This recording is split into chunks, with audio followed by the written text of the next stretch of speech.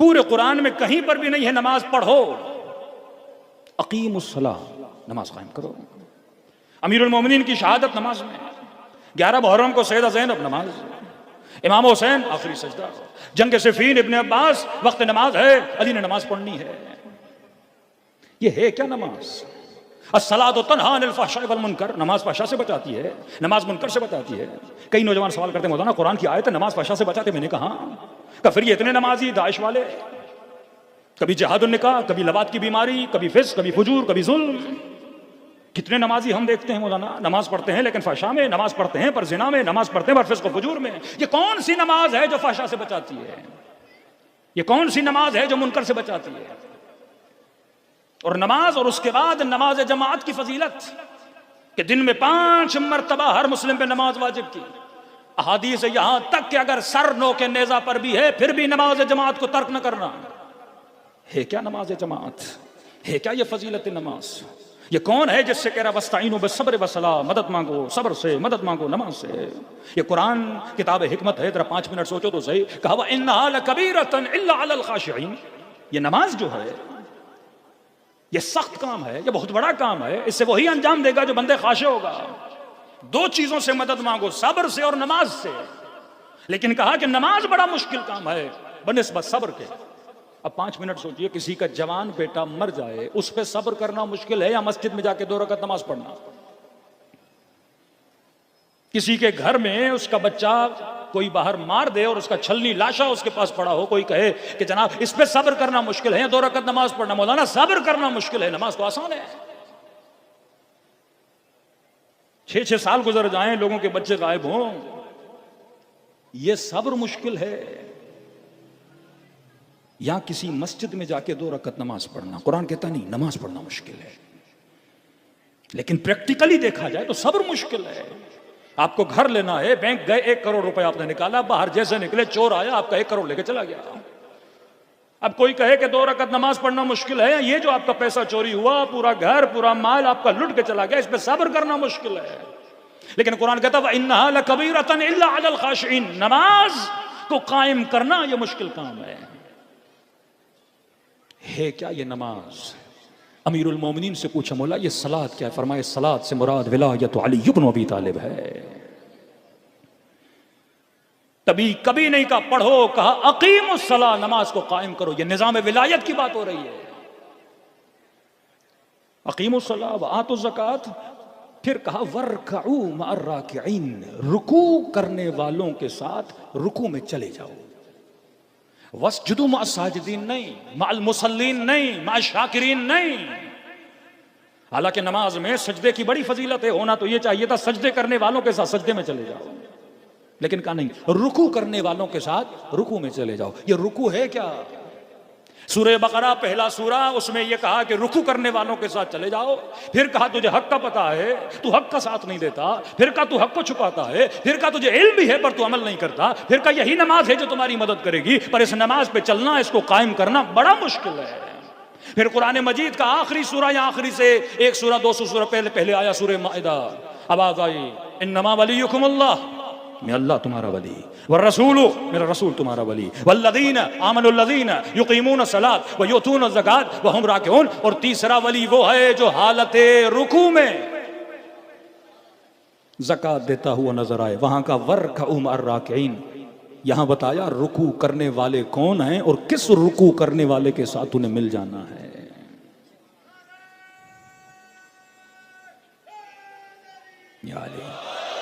कुरान इससे वाज़े क्या बताए? अफला याक़िलून, तो अक्ल से फायदा नहीं लेता? ये कौन है रुकू करने वाले जिनके साथ मिलना है? अली इब्न अबी तालिब, अपनी विलायत के लिए लफ्ज़ अल्लाह, रसूल की विलायत के लफ्ज़ रसूल। लेकिन जब तीसरी विलायत की बारी आई, का तीसरा वली वो है जो हालत रुकू में ज़कात देता हुआ नजर आ जाए और तुझे हुक्म दिया वर्कऊ मअर राकिईन, इसके साथ रुकू में चला जा। कई लोगों ने फकीरों को पैसे भी दिए कि जनाब हम नमाज पढ़ते हैं, आके खैरात मांग लेना। पैसों वाले फकीर और हैं, लेकिन जिब्राइल फकीर बन के अली से खैरात मांगे ये और है। हाँ? अब ये नमाज जिसकी फजीलत इतनी, विलायत को आप कभी नमाज से जुदा नहीं कर सकते। समझो विलायत के 2 सिक्के, एक सिक्के की तरफ अमीरुल मोमिनीन, दूसरा सिक्का है नमाज, नमाज, नमाज और नमाज जमाअत की फजीलत। दिन में 5 मरतबा मस्जिद में आओ, नमाज जमाअत पढ़ो। ये अहले बैत ट्रेनिंग दे रहे हैं शिया समाज को, शिया मुआशरे को, कि तू अगर विलाई मुआशरा बनना चाहता है तो विलाई मुआशरा कैसे बनेगा। तुम्हारे सारे प्रॉब्लम्स का सलूशन इस नमाज के अंदर है। अब चाहे शिया जेल में हो, अब चाहे शिया मिसिंग पर्सन हो, अब चाहे तुम्हारे यहां पे हालात हो, यहां पे धरने के मसले हो, जो भी तुम्हारे कौमी मसाइल हैं, इसका हल नमाज के अंदर है। और हम तुझे इसकी ट्रेनिंग कहां पे दे रहे हैं? निजाम विलायत की ट्रेनिंग तुझे नमाज में दे रहे हैं, और एक दफा नहीं, दिन में 5 मरतबा दे रहे हैं। क्योंकि बचपन से जब एक ट्रेनिंग करोगे वो तुम्हारी कौमी आदत बन जाएगी। अब देखिए, कल मैंने कहा 2 समाज है ना, शिया समाज, गैर शिया समाज। शिया समाज में 10 लोग बैठे हों, वक्त नमाज हो जाए, एक दूसरे के चेहरे देखते हैं, जमात पढ़ाएगा कौन? आखिर में समझ नहीं आता, सारे फुरादा पढ़ लेते हैं। हमारे भाइयों के समाज में चले जाइए, वक्त नमाज हुआ, एयरपोर्ट पे आपने देखा होगा, रास्तों में आपने देखा होगा, पता नहीं कोई भी बंदा आगे खड़ा हो जाता और पीछे अल्लाहु अकबर, नमाज शुरू। करत कैसी है, बंदे का पता है, हलाली भी है कि नहीं है, अकीदे का कैसा है, कुछ भी नहीं, क्योंकि वहां पर यह सख्ती है ही नहीं। यह असर है फिक़ह का, यह असर है अकीदे का, यह असर है मकतब का। आपका बच्चा हर किसी के पीछे नमाज पढ़ने को तैयार नहीं होता। शराइत इमाम हैं। क्यों? क्योंकि अगर कोई 2 मिनट के लिए, 4 मिनट के लिए लोगों का रहबर बन रहा है, लीडर बन रहा है, वो कोई एरा गिरा नहीं हो सकता। उसकी शराइत है, करत सही होनी चाहिए, हलाली होना चाहिए, आदिल होना चाहिए। अब करत सही है, हलाली भी है, आदिल भी है, 3 लोग खड़े हैं, लेकिन उनमें से एक सैयद है, तो सैयद को पहले जाना चाहिए। अब 2 सैयद आपस में आ गए, करत भी सही है का जिसकी शक्ल बेहतर है, उन दोनों में से थोड़ा खूबसूरत है, उसे आगे खड़ा होना चाहिए। लूला नहीं होना चाहिए, लंगड़ा नहीं होना चाहिए। इतनी सख्त शराइत है हमारे इमाम जमात के लिए, लेकिन मद्दे मुकाबिल कोई शर्त नहीं है, क्योंकि उनके यहां मकतबी फिक्र नहीं है। आपके यहां इमाम भी हर कोई नहीं बन सकता, आपके यहां खलीफा हर कोई नहीं बन सकता। आदिल हो, मासूम हो, आलम हो, मनसूस मिनल्लाह हो, तब जाके इमाम बनेगा। लेकिन वहां आप देखेंगे, इनकान फासिकन औ फाजिरन, चाहे नमाजी हो, फासिक हो, फाजिर हो, जानी हो, अगर हाकिम बन गया उसे तख्त पे बिठा दो। पहली रेवोल्यूशन मिस्र में, इजिप्ट में, इख्वानुल मुस्लिमीन हुस्नी मुबारक को जब उतारना चाहा, अरब स्प्रिंग जब आप सुनते हैं, बिदारी अरब, सारे बादशाह परेशान हो गए थे कि ये क्या हो गया, ये तो राह रबिश शिया, ये तो फिक्र हुसैनी, ये तो हमास हुसैनी, ये तो नहज़त हुसैनी वाली बातें हैं कि जालिम का मुकाबला करो, फाजिर का मुकाबला करो, हाकिम फासिक है, फाजिर है, उसको हम एक्सेप्ट नहीं करेंगे। हाकिमियत उसके पास हो, कम से कम नेक तो हो, साले तो हो, आदिल तो हो। तो खुद इख्वानुल मुस्लिमीन के लोग मकतबी लोग थे, तो इनके अंदर इख्तलाफ उठा कि हमारे पास सही सनद हमारी किताबों में रिवायात है, रसूल खुदा ने फरमाया हाकिम फासिक भी हो, फाजिर भी हो, हबशी गुलाम भी हो, इवन दीन के अंदर बिदअतें पैदा करने वाला अगर हाकिम बन गया तो उसके खिलाफ उठना। या आज क्लिप्स मौजूद हैं हमारे बुजुर्गों अहले सुन्नत के मुफ्तियों के, आप जाकर इंटरनेट पे ढूंढ सकते हैं। बरमला कहते हैं हाकिम कैसा भी हो, उसके खिलाफ क़ियाम नहीं कर सकते। इन्होंने कहा भाई अलल इलाम दीन का नुकसान कर रहा है, हम कैसे करें, दीनी अक़दार खत्म हो रहे हैं, इसराइल का साथ दिया हुआ है, मुसलमानों के कत्ल में, उनके खून में शामिल हैं। बहरहाल ये तबका भारी हुआ, इन्होंने हुकूमत गिरा दी। एक अरब कंट्रीज की मीटिंग हुई, उनके अपनी यूनिवर्सिटी में अपने मौलवियों को बिठाया कि ये क्या हो रहा है, अगर ये चीज आगे बढ़ने लगी, अगर ये फिक्र मजामे और मुआशराते अहले सुन्नत में बढ़ने लगी तो हमारी कोई बादशाहत बाकी नहीं रहेगी। $2 बिलियन इन्वेस्ट किया और मिस्र में से वो पुरानी हुकूमत वापस लाई गई ताकि ये सोच और फिक्र को मिटा दिया जाए। जो फिक्र अबा अब्दुल्लाह इमाम हुसैन थी, आज जिंदा हो आप अपनी फिक्र की वजह से। कैसे मुमकिन है कि अहले बैत आपको निजाम देकर न जाएं, कैसे मुमकिन है आपको एक थ्योरी देकर न जाएं, कैसे मुमकिन है आपके मुश्किलात और मसाइल को हल करने के लिए फर्जंद ज़हरा आपको कुछ बता कर न जाएं। बता कर गए हैं, पर हम हैं जो अमल नहीं करते।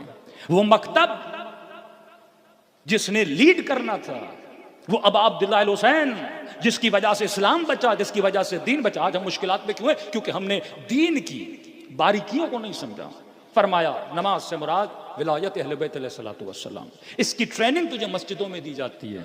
दिन में 5 मरतबा जा नमाज जमात पढ़। पहली शर्त, अगर किसी मुआशरे में 10 लोग भी हैं तो अपना लीडर बनाओ, टीम बनाओ, नेटवर्क बनाओ। बगैर नेटवर्क के मर जाओगे, बगैर लीडरशिप के मर जाओगे। इमाम है तो मुआशरे की लीडरशिप इमाम के हाथों। मासूम इमाम, जब इमाम पर्दे गैब में है तो अपने अंदर से कोई ऐसा मुत्तकी, कोई ऐसा परहेजगार जो साइन नफ्स से हो, जो अहले बैत के किरदार पे चलने वाला हो, उसे अपना लीडर बनाओ। और तुझे ट्रेनिंग कहां पे दी जाती है? नमाज जमाअत में दी जाती है। नमाज जमाअत, पेश इमाम, मामूम पीछे खड़े होंगे, तुम्हारी तरफ से ये सूरह हम्द और कुल हुवल्लाह पढ़ेगा। तुझे इजाजत नहीं है, पहले तू इंतखाब करके इमाम किसे बनाना है। अगर इमाम बना लिया, अब ये बात करेगा तुम्हारी तरफ से जिससे बात करनी है। हमारे यहाँ 10 लोग खड़े हो जाए, हमारी जमात पाकिस्तान में ये कि 10 लोग बात करना चाहते हैं, कौमी मसाइल हैं, 10 लोग, भाई 10 लोग नहीं, मासूम फरमाते एक बंदा बात करे, पहले एक को नुमाइंदा बनाओ, वो आगे बात करेगा। और आगे बात करने वाला कौन होगा? साइलन नफ्स से, आदिल होगा, आलिम होगा, किरदार में शबीह किरदार मासूम होगा, रफ्तार उसकी ऐसी होगी। ये तरबियत दी जा रही है, ये राबिता तरफ़ैन है। और आपकी जमाअत में अगर कोई शरीक होना चाहता है तो कब शरीक होता है? जब हालत रुकू में आप जाते हो, दूर से कहते हैं या अल्लाह या अल्लाह या अल्लाह, इमाम साहब जरा सब्र करिए सब्र करिए। तो ये इमाम और रहबर मुआशरा है जिसने इस कौम को एक साथ लेकर चलना है। 10,000 की जमात होगी पर एक बंदा देर से आएगा, इमाम जमात उसका सब्र करेगा ताकि उसको 10,000 के साथ जोड़ा जाए। ये ट्रेनिंग दी जाती है बचपन से। अगर बच्चे नमाज जमाअत में जाकर शिरकत करेंगे, उनके अंदर अकीदा इत्तेहाद पैदा होगा कि अगर हमने किसी को इमाम बनाया है उसके पीछे हमने खड़ा रहना है। दूसरा, इमाम जमात ये नहीं कि अपनी मर्जी से नमाज पढ़ेगा, देखेगा मेरे पीछे नमाज पढ़ने वाले जवान हैं, बूढ़े हैं, कासिब हैं, बिजनेसमैन हैं, उनकी एज क्या है, जवान है तो बड़े तुमअनीने से नमाज पढ़ेगा। अगर मस्जिद किसी बाजार में है, सारे कारोबारी लोग हैं, जल्दी नमाज पढ़ाएगा ताकि जल्दी नमाज खत्म करके अपने कारोबारों तक पहुंच जाएं। पीछे नमाज पढ़ने वाले अगर बूढ़े हैं तो अपने सजदे से आहिस्ता सर उठाएगा ताकि इन बूढ़ों को तकलीफ न हो। यह राबिता तरफ़ैन का राबिता है। तीसरी चीज, अगर इमाम जमाअत खता करेगा, पीछे वाले उसे याद दिलाएंगे।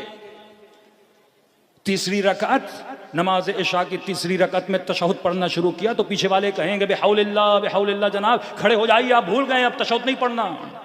राबिता तरफ़ैन का राबिता है। विलाई मुआशरे का मतलब यह है, जब तक अपने मुआशरे में रहबरियत, जब तक अपने मुआशरे में लीडरशिप पैदा नहीं करते, तब तक तुम्हारा मुआशरा जिंदा नहीं रह सकता। हमारे यहाँ इज्तिमाई कामों की इतनी अहमियत क्यों है? मजलिस सज़ा क्या है? सारे जमा के बैठते हो ना, बूढ़े बच्चे जवान सारे आ जाते हैं। इमाम हुसैन क्या सिखाना चाह रहे हैं? फरमाया तुम्हारी ताकत ही तब है जब तुम मिलते हो। जलूस क्या है? आपकी ताकत का नाम है। अरबाइन की मशी क्या है? आपकी ताकत। और हमें कौन जोड़ रहा है? अब अब्दुल्लाह हुसैन। अब ये मुआशरा अगर जिंदा रहना चाहता है, नमाज जमात इसे ट्रेनिंग देती है कि जिस तरह जमात में किसी को लीडर बनाते हो, इसी तरह अपनी कौम में क्या करो, किसी को लीडर बनाओ। एक छोटी सी छोटी पार्टी, कल मैंने इशारा किया था आपकी खिदमत में कि अगर पाकिस्तान में 20% शिया हैं तो आपकी पार्लियामेंट में 20% आपकी नुमाइंदगी होनी चाहिए। नहीं है। क्यों नहीं है? क्योंकि हमने उस असल अहले बैत अलैहिस्सलातु वस्सलाम को, नेटवर्क ऑफ अहले बैत, जिसका असल ये था कि तुम्हारे अंदर लीडरशिप होनी चाहिए, एक लीडरशिप जो तुम्हारी पूरी कौम को लेकर चलेगी, तब तुम कामयाब हो जाओगे। आज जब मल्टीपल लीडरशिप्स आती हैं, यही गिलगित बल्तिस्तान के इलेक्शंस को आप देख लें, शिया को बोलता है तो इसको वोट नहीं देना, ये नहीं करना, वो नहीं करना। एक कोई मलंग, कोई सूफी, कोई पीर साहब भी हो ना, उसके 10,000 फॉलोवर हों तो ये लोग जाते हैं उनसे वोट मांगने के लिए, जब आप हमें दो। 2 करोड़ शिया, वाहिद लीडरशिप हो, ऐन हु नमाज जमात की तरह। ये दिन में 5 मरतबा नस्ल को ट्रेनिंग दी जा रही है ना, कि इस तरह से एक को इमाम बनाओ फिर उसके पीछे खड़े हो। अब नमाज जमात में ये भी नहीं कि आपका इरादा सल्ब हो जाता है, नहीं, पर मैं सिर्फ हम तो सूरा इमाम पढ़ेगा, बाकी तू आज़ाद हो। जो जिक्र करना है कुनूत में जिक्र करो, सजदे में जितनी मरतबा जिक्र करना है करो, लेकिन तुम्हारा उठना बैठना इज्तिमाई होगा। इनफरादी तौर पे, फिक्री तौर पे आज़ाद हो, लेकिन तुम्हारा चलना, तुम्हारा बैठना वो उस इमाम को देखकर होगा, तब जाके तुम्हारी अबूहत कायम होती है। जब 10,000 लोग कराची के रोड पे मिल के नमाज पढ़ते हैं, वो नज़ारा कोई और होता है कि एक इमाम खड़ा है, वो रुकू में जाता है, पूरी कौम रुकू में जाती है, वो सजदे में जाता है, पूरी कौम सजदे में जाती है। ये ज़मीना साजी बराए ज़हूर इमाम ज़माना है। जब तुम अपने मकामी लीडर्स की इताअत में नहीं आओगे तो किस तरह इमाम ज़माना की इताअत करोगे? ट्रेनिंग अभी से होनी है। पूरे पाकिस्तान में क्यों कराची के शियों की वैल्यू है? क्यों कराची में ज़्यादातर मसाजिद में, ट्रस्टीज़ में, कोई जगह भी इफ्तिताह करनी होती है तो वो उलमा को बुलाते हैं। शुरू से यहाँ ये बीज बोया गया था कि यहाँ के लोग थोड़ी उलमा की सुने, तभी आपकी आज़ादारी बड़ी मजबूत होती है, तभी आपके धरने बड़े मजबूत होते हैं। क्योंकि जब आप वाहिद लीडरशिप के नीचे आते हो तो आप कुव्वत बन जाते हो, आप कुदरत बन जाते हो, आप उस अहले बैत अलैहिस्सलातु वस्सलाम के नेटवर्क के नीचे आ जाते हो। लेकिन अगर लीडरशिप न हो तो फिर उसका नतीजा है तफरका। वातसिमू बिहब्लिल्लाहि जमीअन वला तफर्रकू। इस रस्सी इलाही को, ये जो निजाम है विलायत अहले बैत अलैहिस्सलातु वस्सलाम है, इसे थामो। फरमा फिर तुम्हारी कौम क्या करेगी? तरक्की करेगी। ईरान खुमैनी साहब ने कोई नया कारनामा नहीं किया, उन्होंने उसी उसूल अहले बैत को, जो निज़ाम विलायत फ़क़ीह आप सुनते हैं, क्या मतलब निज़ाम विलायत फ़क़ीह? मतलब मुआशरे के अंदर एक लीडरशिप हो, लीडरशिप किसी फासिक व फाजिर की ना हो, किसी नमाजी की हो, जब तक इमाम ज़माना आएंगे। अब लोग कहते हैं हम हक़ हुकूमत इमाम ज़माना को देंगे, भाई हक़ हुकूमत है ही इमाम का। यरसुल्लाह इबादी सालिहीन, ज़मीन का विरसा किसे मिलेगा? इबादुस सालिहीन को मिलेगा। लेकिन जब तक इमाम ज़माना करें कुर्सी खाली है। इस मुआशरे में लोगों के मसाइल हैं, किसी के बच्चे को मारा जाता है, किसी की इज्जत को पामाल किया जाता है, किसी के माल को खतरा है, किसी की मस्जिद में झगड़ा है, कौम के अंदर तफरका है, मसाइल हैं, अखबारियत का मसला, उसूलियत का मसला। इन बच्चों के अकीदों को तबाह बर्बाद किया जा रहा है, कौन इनको समझाएगा? ग़ैबत इमाम में तो फिर वो मासूमीन की रिवायत, अगर सफर पे भी जा रहे हो, 40 लोग भी हो तो किसी एक को लीडर बनाओ, सफर में झगड़ा नहीं होगा। घर के अंदर भी हो, किसी को लीडर बनाओ, 4 भाई हो, किसी एक को बड़ा बनाओ, तुम्हारे अंदर झगड़ा नहीं होगा। हमारे मसाइल का हल वाहिद लीडरशिप है। ये असल निज़ाम है अहले बैत अलैहिस्सलातु वस्सलाम है, जो कुरान से साबित है। अक़ीमुस्सलाह, नमाज कायम कर, नमाज कायम कर, गुनाह से भी तब बचोगे। अस्सलातु तन्हा अनिल फ़ाहिशा, कौन सी नमाज है? ये निज़ाम विलायत है। जब तुम्हारा बच्चा इस निज़ाम के अंदर आएगा, ज़िना से बच जाएगा। जब अपने वजूद पे अहले बैत की हुकूमत को नाफिज करेगा, ये फिस्क व फुजूर से बच जाएगा। जब एक छोटी सी मजलिस से गुनाह से दूर कर देती है, जब कंप्लीटली अहले बैत की तालीमात में आएगा, गुनाह से बच जाएगा। आपको किसी ऑफिस के खोलने की जरूरत है ही नहीं। हर मोहल्ले में मस्जिद है। पूरे पाकिस्तान चले जाइए, खैरपुर जाइए, सक्कर जाइए, सेवन चले जाइए, मेहड़ चले जाइए, अपना टंडोलायार चले जाइए, किसी भी शहर में जाएंगे, हैदराबाद जाइए, कितनी मसाजिद है शिया। एक वाहिद लीडरशिप को, शियों को पैगाम देना है, सारी मसाजिद में एक लेटर चला जाएगा, भाई लीडरशिप का ये लेटर है, इमाम जुम्मा व जमात कौम को ये पैगाम देगा। इलेक्शन होने वाले हैं, कौन को बता दो किसे वोट देना है, कौन को बता दो किसे वोट नहीं देना। अब अगर आपके लीडर के पास 2 करोड़ वोट हैं, कौन सी पार्टी नहीं जाएगी मेरे भाई? 10 वजारतें तो क्या 20 वजारतें ले सकते हो, अपने मसाइल हल कर सकते हो। किसी सियासी पार्टी बनाने की जरूरत भी नहीं है, इन्हीं बड़ी बड़ी पार्टियों से वजारतें ले सकते हो।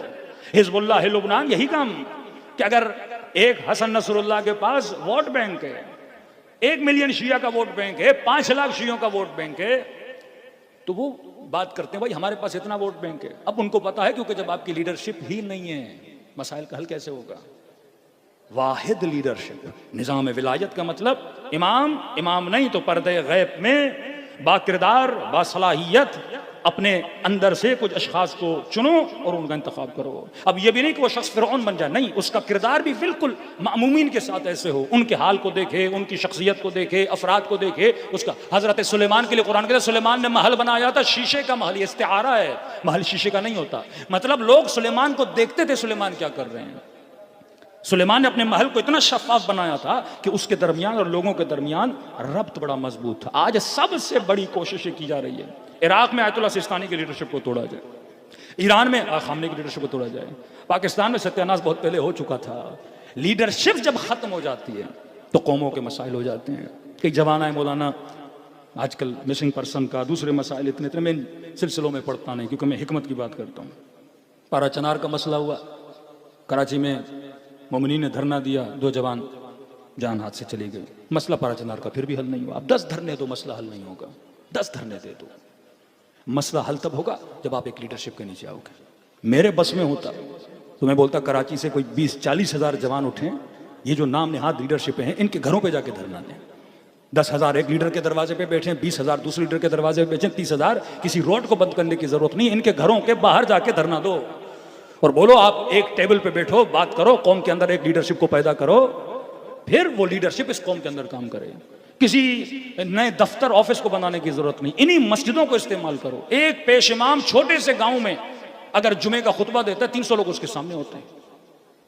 ऐसे एक एक मौलाना के पास 500, 1000, 1500, 2000 लोग हैं। ये लाउड किस लिए बनाए गए? ताकि कौमों तक पैगाम पहुंचे। वाहिद लीडरशिप, पैगाम नेटवर्क का नीचे आएगा, मस्जिदों में फैलेगा, पूरी कौम यकजहता होकर एक सिमत में, एक खत में चलेगी। ये इस कौम की कामयाबी है। ये वो निजाम था जो अहले बैत ने दिया। किसी से भीख मांगने की जरूरत नहीं है, निजाम खुम्स आपके पास है। उन मस्जिदों में खुम्स जमा होगा, वो खुम्स उस कौमी लीडरशिप के पास जाए। आधा नजफ या ईरान चला जाए हौजों के लिए, आधा वो खुम्स इस कौमी लीडरशिप के पास रहे, फिर वो पूरी कौम में खर्च हो। क्योंकि उस लीडर के नुमाइंदे मस्जिदों में एज ए मौलाना मौजूद हैं। मौलाना को मोहल्ले की हर परेशानी का पता होता है। अगर परमानेंट मौलाना किसी मस्जिद में जुमा पढ़ा रहा, उसे पता है किस बेटी का मसला है, किसके घर में बीमारी का मसला है, किसका शोहर मर गया, इसके घर में राशन नहीं है। मौलाना हैज ऑल द इंफॉर्मेशन। ये सारा पैसा मौलाना के पास जाए। आज मौलवी भिखारी बन चुका है। निजाम अहले बैत में मौलाना इज द स्ट्रॉन्ग टूल है। क्योंकि खुम्स किसके पास जाएगा? वकील मासूम के पास ना। पहले निजाम विकालत था, द ऑर्गेनाइजेशन ऑफ इमाम हुसैन काज़िम ने बनाया। सारे पैसे इमाम हुसैन काज़िम के शागिर्दों के पास आते थे। यही शागिर्द मुख्तलिफ शहरों में नुमाइंदे होते थे। जब तक अवाम का रुजू आलिम की तरफ नहीं होगा। मरजा का क्या मतलब है? मरजा तकलीद, जिसकी तरफ रुजू किया जाता है। एक आलिम की वैल्यू तब बनती है जब इस आलिम के पास पैसा हो और ये मस्जिद में बैठा है, ये 4 लोगों की शादियां करवा सके, 4 गरीबों का इलाज करवा सके, जिनके पास खाना नहीं खाना दे सके, तो अवाम का रुजू किसकी तरफ होगा? आलिम की तरफ। अभी अवाम का रुजू किसकी तरफ है? हाकिम की तरफ। भिखारियों की तरह एक छोटा सा कार्ड लेके बैंक और एटीएम पे खड़े होते हैं कि 4000 हुकूमत देगी, 5000 हुकूमत देगी। ये शान और शानियत शिया नहीं है। मासूम आपको निजाम देकर गए इकोनॉमिक्स का। आज ऐसे खबीस टीवी पर आते हैं और खुम्स के, भाई खुम्स शरयान हयात तशय्यो है। ये इकोनॉमिकल सिस्टम है। आपको किसी से भीख मांगने की जरूरत नहीं है। वो ताजिर, वो मालदार। अब क्या हुआ? जब इंडिविजुअल लीडरशिप्स आती हैं, वो पैसे ले लेती हैं, बड़े बड़े मदरसे बना लेते हैं, बड़े बड़े सिस्टम बना लेते हैं, और जो क़ियादतें होती हैं फिर वो गाड़ी के लिए और पेट्रोल के लिए परेशान होती हैं। ये निज़ाम जो अहले बैत ने दिया, उस निज़ाम पे चलो। जब तक वाहिद लीडरशिप नहीं बनाते, फिर नेटवर्क ऑफ मसाजिद आपके पास मौजूद है। उन्हीं मस्जिदों के 2nd फ्लोर को आप स्कूल बना सकते हो। बोलो जितने हमारे बच्चे हैं आके इस स्कूल में पढ़ेंगे, बच्चियों का अलग, बच्चों का अलग। उन्हीं मस्जिदों का सेटअप बना के साथ में हॉस्पिटल बना सकते हो। इसी खुम्स के पैसे से हॉस्पिटल बना सकते हो। इसी खुम्स के पैसे से बच्चों के लिए स्कूल बना सकते हो। पूरा डेटा अपने मोहल्ले का कलेक्ट कर सकते हो, कितनी बेवाएं हैं, लोगों को जिना से, लोगों को गुनाह से बचा सकते हो। इसी मस्जिद को मरकज बना सकते हो, शादी भी यही होगी, मसाइल भी, लोगों का रुजू मस्जिद की तरफ होगा, आपके पूरे मसाइल हल हो जाएंगे। बल्तिस्तान की मिसाल आपके सामने है। कल मैंने शायद मजलिस में पढ़ा, कराची में, पंजाब में, हमारे एक मौलाना थे पंजाब में, शेखुपुरा की साइड पे वीडियो मैंने देखी उनकी। FIR कटी, पुलिस आई, गरेबां से पकड़ के मौलवी को लेके जा रही थी। क्यों? लीडरशिप नहीं है ना। आपके मौलवी को उठा के जेल में फेंक देते हैं। हाँ, गलत काम कर रहा है कोई, गैर कानूनी काम किया, वो एक अलग बात है। मामला वही होना चाहिए जो सबके साथ होता है। लेकिन ये मजहबी केसेस, मजहबी बुनियादों पर केसेस बना के लोगों को उठाए जाए। लेकिन बल्तिस्तान में आपने देखा, FIR कटी, पूरा जोर लगा के मौलाना को पकड़ा जाए, नहीं पकड़ सके। क्यों? वहां पे लीडरशिप एक थी, एक लीडर, आलिम लीडर था। वहां जुमा मरकज है। बल्तिस्तान का जुमा आप देखिए, एक आलिम जो कहेगा वो हरफ आखिर, पूरी कौम उसके पीछे चलती है। है किसी की जरूरत कि आपके किसी बच्चे को हाथ लगाएं? है किसी की जरूरत किसी आलिम को हाथ लगाएं? क्योंकि हमने मिंबर से निजाम विलायत बताया ही नहीं। चुटकुलेबाजी इस मिंबर से की गई। 5 मिनट की, 30 मिनट की मजलिस, 25 मिनट के नारे और वाहवाहबाजी कर दी, लेकिन कौम को सिमत नहीं दी, कौम को खत नहीं दी। इमाम ज़माना ये सवाल करेंगे, भाई इतना खून इस मकतब ने बहाया। ईरान के बाद सबसे ज्यादा शिया अगर किसी मुल्क में रहते हैं वो पाकिस्तान है।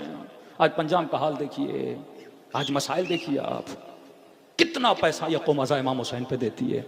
लेकिन एक खत इसे दी जाए, उसमें उलमा का भी किरदार होना चाहिए, मौलवी हज़रात का भी किरदार होना चाहिए। लेकिन इन धरनों से अच्छा है ये सारे धरने पहले अपने लीडर्स के घरों पे जाकर दो, ताकि वो एक हो जाएं, कौम के अंदर एक लीडरशिप पैदा हो। शहीद हुसैनी की मेहनतें ज़ाया ना हो, मुफ्ती जाफ़र साहब की मेहनतें ज़ाया ना हो। बड़ा खून दिया है इन बुजुर्ग उलमा ने। ज़कात के मसले में बड़ा मुश्किल है स्टेट को मनवाना कि हम ज़कात नहीं देंगे। आपके लिए कानून पास किया गया कि शिया क्योंकि नहीं मानते ये ज़कात नहीं देंगे, ये अपना सारा पैसा अपने मराजे को भेजते हैं। तो आपके पास एक इकोनॉमिकल सिस्टम, ये जंग जो इसराइल के साथ है, ये जंग फिर भी हो सकती है। ये सांस ले रहा है इसराइल, असला खत्म हो चुका था, हो सकता है नेक्स्ट वॉर इससे भी ज्यादा सख्त जंग हो, क्योंकि वो तंग आ गए इस सिस्टम से, इस निजाम से तंग आ गए। ईरानी जवानों को बेदीन बना दिया, इतना पैसा इन्होंने खर्च किया। किसी मुल्क के लिए इतने टीवी चैनल्स नहीं बनाए गए जितना पर्शियन लैंग्वेज में इन्होंने चैनल बनाए, फिल्मों की ट्रांसलेट करके डबिंग ड्रिंक करके उनकी नस्लों को तबाह बर्बाद कर दिया गया, उनके अंदर से हिजाब को ख़त्म कर दिया गया, तेहरान के अंदर फैमिली सिस्टम को तबाह बर्बाद कर दिया गया। क्यों? क्योंकि वो नहीं चाहते ये निज़ाम चले। कौन सा निज़ाम?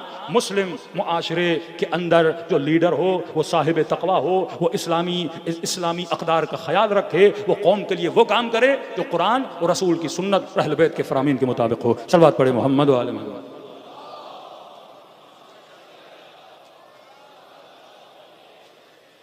मैंने कई साल पहले खुल के भी पढ़ा था, लेकिन हमारे कुछ हजरात नाराज़ भी हो जाते हैं, लेकिन ये अक्ल की बात है मेरे अजीज़।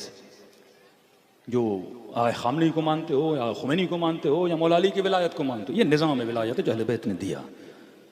टीम वर्क, नेटवर्क, लीडरशिप, रहबरियत। अगर माशरे में ज़ैदियों को देखिए कितने कामयाब हैं, एक लीडर। हाँ, आखानी एक लीडर, बोहरा एक लीडर। जहाँ जहाँ छोटी छोटी कौमें भी देखो लीडर कामयाब है।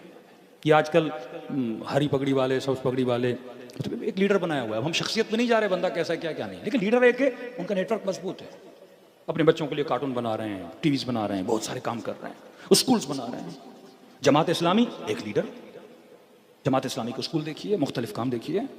हमारे यहाँ भी काम हुआ, 90s तक बहुत अच्छा काम हुआ, लेकिन जैसे लीडरशिप और उनके मसाइल शुरू हुए, कौम के अंदर मसाइल और बढ़ते गए। एक पारा चनार, 8 लाख की आबादी, खाना न पहुंचे, दवाइयाँ न पहुंचे, और यहाँ शिया बैठे रहें। ये हमारी नाकामियाँ हैं, ये हमारी कमजोरियाँ हैं, और ये होंगी। क्योंकि अगर अहल बैत के सिस्टम और निज़ाम पे नहीं चलोगे कभी कामयाब नहीं होगे। और निज़ाम पे चल के देखो, फिर देखो कम मिन फ़िअतिन क़लीलतिन, खुदा कहता है हाँ तादाद में कम थे लेकिन अक्सरियत पे गालिब आ गए। क्यों? क्योंकि इनके अंदर सिस्टम था, इनके अंदर निज़ाम था। ये खुम्स हमारे लिए है, हमें फ़ायदा देता है। अल्लाह समद है, खुदा गनी है, खुदा को मेरी नमाज की ज़रूरत नहीं, नमाज पढ़ोगे तुझे फ़ायदा होगा। अमीरुल मोमिनीन के पास शख्स गया, मौला मैं आपकी मदद करना चाहता हूँ, अली की मदद करना चाहता हूँ। इमाम फरमाया आइनूनी बिल वरअ वज़्ज़ुहद, अली की मदद करना चाहते हो, तक़वा के साथ मेरी मदद कर, ज़ुहद के साथ मेरी मदद कर, जिहाद के साथ मेरी मदद कर। ये अली की मदद है। खुदा को मनन सारी अल्लाह की कौन है? अल्लाह को किस मदद की ज़रूरत है? तू अच्छा बनेगा, ये खुदा की मदद है। आपस में एक होगे, तुम्हारे जवानों की जानें बचेंगी, 4 स्कूल तुम्हारे सिस्टम के अंदर आएंगे, 4 बेवाओं के मसाइल होंगे, गरीबों के मसाइल। इतना बेहतरीन निज़ाम खुम्स, जिस कौम के अंदर निज़ाम खुम्स हो के मौलाना हमारे अंदर फ़कीर हैं, जिस खुम्स का आधे का आधा हिस्सा सहमे सादात हो, कहीं यहाँ सादात फ़कीर मौजूद हैं। तो 2 ही चीज़ें हैं, या लोग खुम्स निकालते नहीं, या फिर खुम्स की तकसीम सही नहीं है। मतलब निज़ाम में बिगाड़ मौजूद है। सिस्टम आपको अहले बैत ने दिया हुआ है, लेकिन हम सिस्टम को फॉलो नहीं कर रहे। जब सिस्टम को फॉलो नहीं करोगे, फिर उस अमल पे पैसे भी खर्च करोगे, लेकिन नताइज कभी तुम्हें हासिल नहीं होंगे। सलवात पढ़े मोहम्मद व आले मोहम्मद।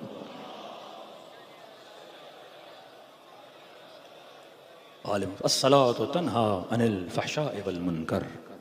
एक ज़ाहिर नमाज है जिसकी एक्सरसाइज मस्जिदों में करते हो, इमाम पेश इमाम मामूम।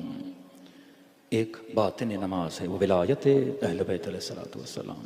अनस्सला, अमीर फरमाते मैं सलात हूँ, मैं नमाज हूँ। हाँ आओ विलाई बनो। इतना बड़ा मफहूम विलायत हमने उसे महदूद कर दिया, एक नारे में महदूद कर दिया, लफ्ज़ों में। ये निज़ाम है, ये सिस्टम है। जवान आया मौला अली के पास, मौला मैं आपकी विलायत के मानने वाले। इमाम फरमाया मुझे तेरे वजूद के अंदर अपनी विलायत नज़र नहीं आती।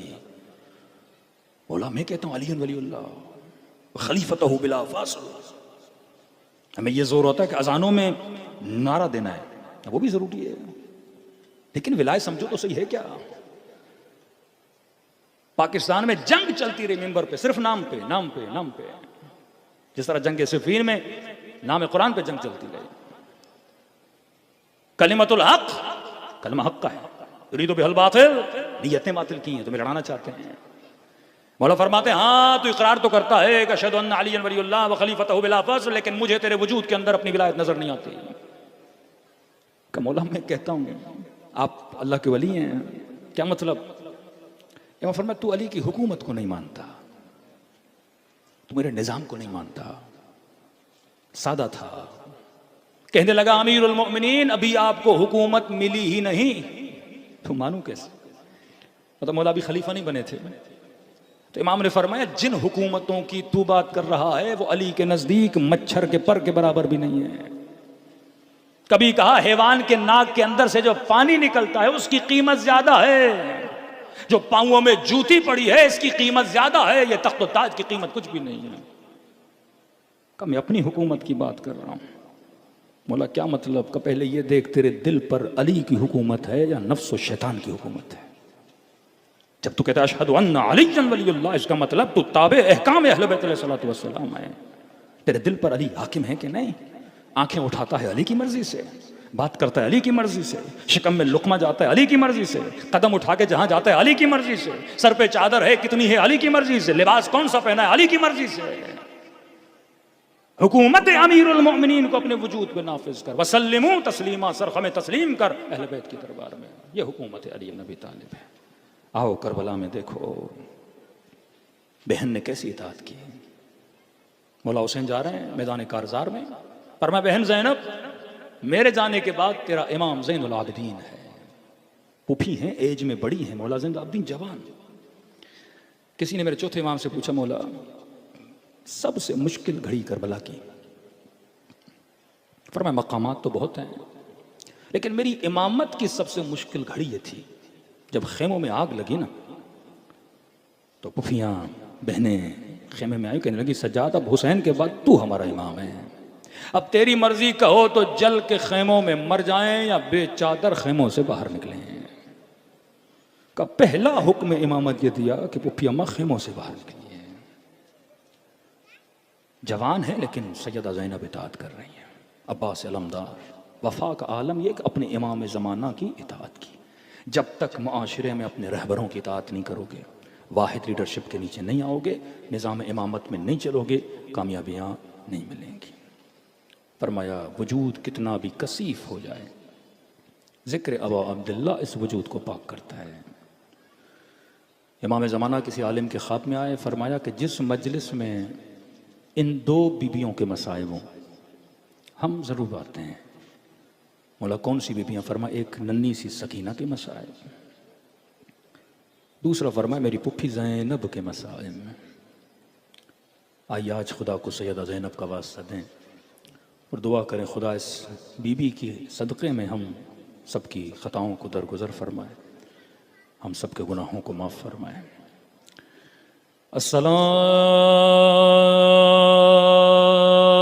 अस्सलामु अलल हुसैन व अला अली इब्न अल हुसैन व अला औलाद अल हुसैन व अला अस्हाब हुसैन की सदा बुलंद हो। सलाम अलल हुसैन व अला अली इब्न व अला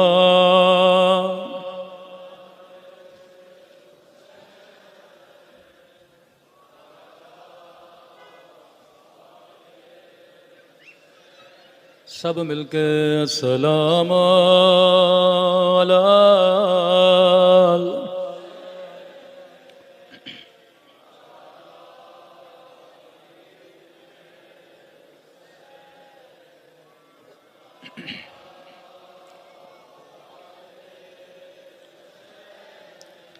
व अला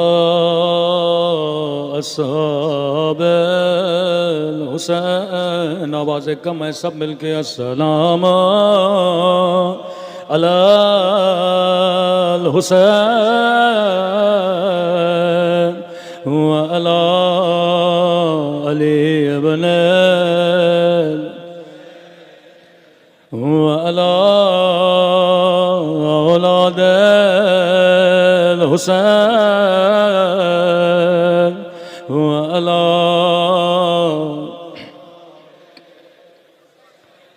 मेरा सलाम हो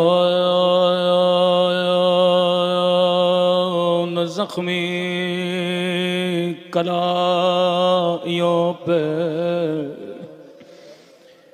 ये सलाम मेरा नहीं फर्जंद ज़हरा इमाम ज़माना का सलाम है। अल्लाह जाने ये ज़ख्मी कलायाँ किसकी कलायाँ है। मेरे उस्ताद फरमाते हैं ये ज़ैनब कुबरा की कलायाँ है, जिसे इमाम ज़माना आया याद करके रो रहे हैं। जब भी अल्लाह की दरबार में हाथ उठाया करो, खुदा को इन ज़ख्मी कलायों का वास्ता दिया करो। लेकिन ये ज़ख्मी कैसे हुई, मौला खुद बताते हैं, मेरा सलाम इन ज़ख्मी कलाइयों पे जिन्हें रस्सियों से बांधा गया। खुदा तुझे ज़ैनब के ज़ख्मी हाथों का वास्ता, लक़ब शरीकतुल हुसैन, शरीक गम शरीक इनक़लाब। जब भी मौला हुसैन कोई लाशा खेमे में लाते थे, सबसे पहले बीबी ज़ैनब को आवाज़ देते थे। रिवायत के जुमले हैं, जब कासिम का लाशा लाए खेमे के दर से का, बहन ज़ैनब कासिम का लाशा लाया हूँ, लेकिन माँ को न बताना। माँ से पहले बीबी ज़ैनब आती थी, कहने लगी हुसैन तेरे हाथ तो खाली हैं, तेरे हाथ तो खाली हैं। फरमाया बहन ज़ैनब ये जो गठड़ी मेरी पीठ पे देख रही हो,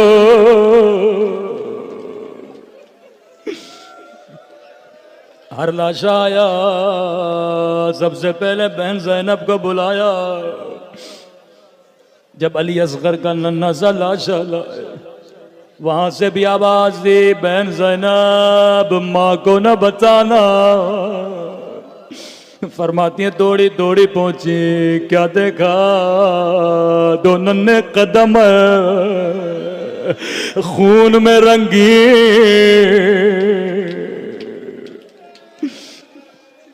जब अकबर का लाशा उठाना चाहा, उस वक्त भी सैयदा ज़ैनब मदद को पहुंची थी।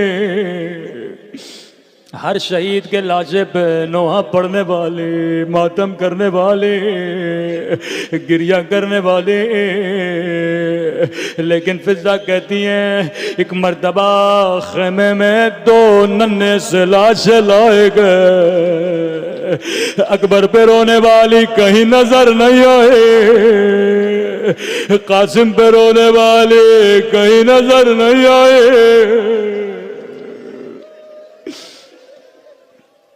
का दौड़े दौड़े खेमे में गए, बीबी बच्चों के लाशें आए, क्या देखा, सर सजदे में है, कह रही अल्हम्दुलिल्लाह खुदा तेरा शुक्र है, तूने ज़ैनब की कुर्बानी कबूल के। कहती हैं बच्चों के लाशों पे नहीं रोए। काफिला कूफे को रवाना हुआ, कटी हुई गर्दनें नो के नेज़ा पे रखी गई। कभी रोके कहती थी कूफे वालों, जिसने रसूल खुदा की ज़ियारत करनी है वो मेरे अकबर की ज़ियारत कर ले। कभी अली अकबर का नोहा पढ़ती थी। काफिला शाम की बाजार में आया, बड़ी हसरत से अब्बास को देखने लगे। अब्बास तुझे मेरी चादर पे बड़ा नाज था, अब्बास तेरी ज़ैनब उजड़ गए।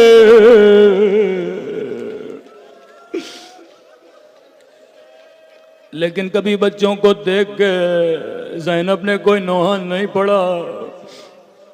जिंदान शाम रिहाई का वक्त करीब आया, जालिमों ने सारे सरों को जिंदान शाम में भेजा। अकबर का सर आया, अकबर की माँ दौड़े दौड़े गई, मेरा बच्चा मुझे दो, कासिम का सर आया, मैं फरवा दौड़ी दौड़ी गई, मुझे दो। हर कोई अपने बच्चों को गोद में ले रहा था। हुसैन का सर आया, ज़ैनब ने गोदी में लिया। रावी कहता है 2 कटे हुए सर जिंदा में आए। हर बीबी इंतजार में अभी ज़ैनब जाएगी, लेकिन ज़ैनब कभी अकबर पे रोए, कभी कासिम पे रोए। सर लाने वाले ने कहा क्या इन सरों की मां मर गई है?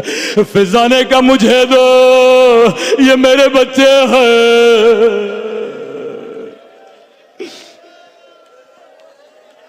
नन्ही सी गर्दनों को झोली में लिया, बीबी ज़ैनब के पास गई। बीबी करबला में बच्चों पे नहीं रोई, पूरे रात से बच्चों को नहीं देखा। बीबी ज़ैनब क्या बच्चों से नाराज हो? एक मर्तबा फिजा को देख के कहा फिजा मैं ज़ैनब हूँ, मैं अली की बेटी हूँ। ज़ैनब जो एक मर्तबा दे दे फिर वापस नहीं लेते। सब्र ज़ैनब। जिंदान शाम से काफिला करबला, करबला से मदीना।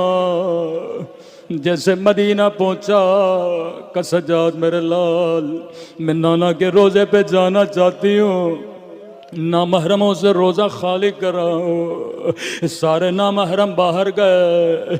जैसे नाना के रोज़े में दाखिल हुई, बड़ी हसरत से नाना की कब्र को देखा।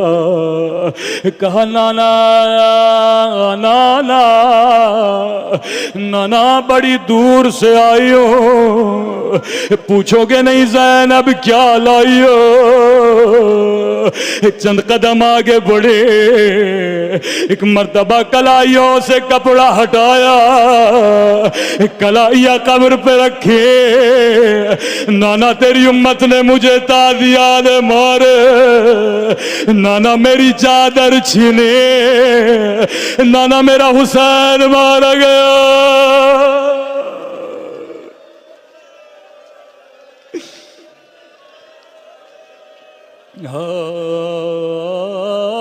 ज़ैनब ने बच्चों का नाम नहीं लिया। नाना के रोजे से बाहर आए, सीधा जन्नतुल बकी। अल्लाह इस टूटी हुई कब्र की ज़ियारत सबको नसीब कराए। कोई लंबे मसाइब नहीं पड़े, पर कब्र ज़हरा में ज़लज़ला बपा हुआ। जैसे माँ की कब्र पे बैठी, ज़ैनब ने खून भरा कुर्ता निकाला। कब्र ज़हरा से आवाज़ आई ज़ैनब कुर्ता हटा दे, माँ से बर्दाश्त नहीं होता। रोके का माँ तू कुर्ता देख नहीं सकते। मैंने 70 कदमों से वह शिमरु जालिसुन अला सदरे आखिजुन बिलहयते, अम्मा लई सीने पे सवार था।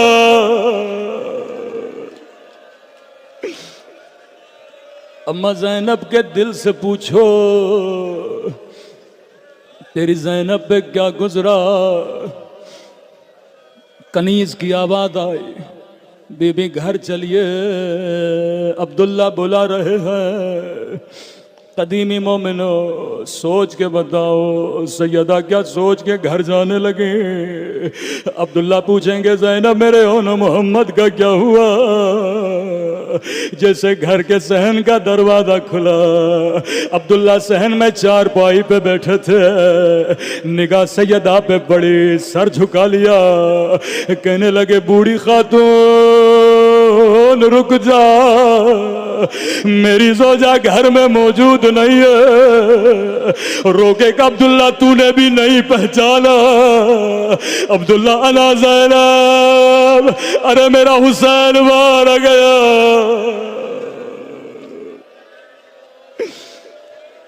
हाँ गुर्बत ज़ैनब, मेरी माएँ बहनें भी मजलिस में मौजूद है। करबला में बच्चों पे नहीं रोई, कूफे की बाजार में नहीं रोई, शाम की बाजार में नहीं रोई, नाना के रोजे पे नहीं रोई, अम्मा की कब्र पे नहीं रोई। लेकिन ज़ैनब भी कितना सब्र करते। ज़ैनब के सीने में भी माँ का दिल था। सहन पे निगाह पड़ी, याद आया कभी दो बच्चे खेलते थे, दौड़े दौड़े बच्चों का कमरा खोला, दो नन्हे से मुसल्लों को सीने से लगाया। ओनो मोहम्मद, अब माँ का दिल नहीं लगता, खुदा ज़ैनब को भी उठा ले। अला अला अल्लाह।